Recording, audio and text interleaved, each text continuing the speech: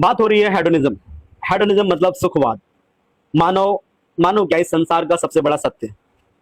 अगर एक लाइन में समझो तो जीवन का अंतिम लक्ष्य सुख, प्लेजर और दुख से बचना। लेकिन ये इतना सिंपल नहीं है जितना कि मैं बोल दे रहा हूं या जितना कि सुनने में लगता है। इसकी एक लंबी फिलोसफिकल यात्रा है, बहुत लंबी जर्नी है। तो शुरुआत कहां से हुई? तो हेडोनिज्म का बीज प्राचीन ग्रीस में पड़ा। प्राचीन ग्रीस, समझ रहे हो? यूनान। सबसे पहले इसे व्यवस्थित रूप से एरिस्टिपस एरिस्टिपस ने फोर्थ सेंचुरी बीसी में इंट्रोड्यूस किया था।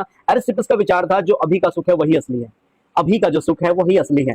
लेकिन यार ये प्रॉब्लम है, अभी का सुख यानी करंट में, तो फिर हमारे सारे डिसिप्लिन खत्म हो जाएंगे, फिर सारी चीजें गड़बड़ हो जाएंगी अगर हम इसको लेके चलेंगे तो। Immediate pleasure equals to future consequences. Example, अगर आज पार्टी करने में खुशी मिल रही है तो करो, कल की चिंता मत करो। तो ये भविष्य के लिए अच्छा नहीं है। ये अप्रोच थोड़ी इंस्टेंट ग्रेटिफिकेशन वाली थी, तो इसे इसे थोड़ा सा नकार दिया गया। फिर उसके बाद दूसरा मोड़ आता है एपिकुरस। एपिकुरस फिर आए, एपिकुरस ने उनको थोड़ा सा मॉडिफाई किया, उन्होंने हेडोनिज्म को रिफाइन किया। एपिकस का वर्जन था कि हर सुख अच्छा नहीं होता, लॉन्ग टर्म पीस, अट्रैक्सिया ज्यादा इंपॉर्टेंट है। क्या है? ज्यादा इंपॉर्टेंट है।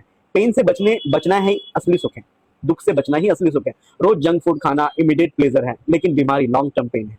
ये एग्जाम्पल मैं साथ के साथ बताता जा रहा हूं। तो एपिकस कहेंगे कि सिंपल खाओ, खाना खाओ, शांत जियो। लेकिन सिंपल खाना से हमारी जीभ कहां मानती है? उनका हेडोनिज्म काम हैप्पीनेस वाला था, न कि फ्लैशी एंजॉयमेंट वाला। आफ्टर दैट क्या हुआ कि मॉडर्न थिंकर आए, जिन्हें कहा गया Jeremy Bentham maximum happiness for maximum people. Pleasure को मेजर करने की कोशिश, हेडोनिक कैलकुलस। अगर एक डिसीजन में से 100 लोगों को खुशी मिलती है और 10 को दुख, तो वही सही है। समझ रहे हो मेरी बात को? अब हैप्पीनेस की परिभाषा को बदल दिया गया कि 100 लोग अगर खुश होते हैं और 10 लोग दुखी होते हैं तो that particular is okay, right?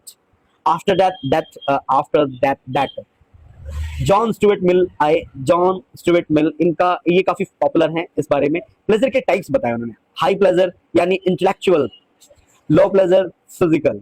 उनका फेमस आइडिया था better to be Socrates unhappy than fool satisfied.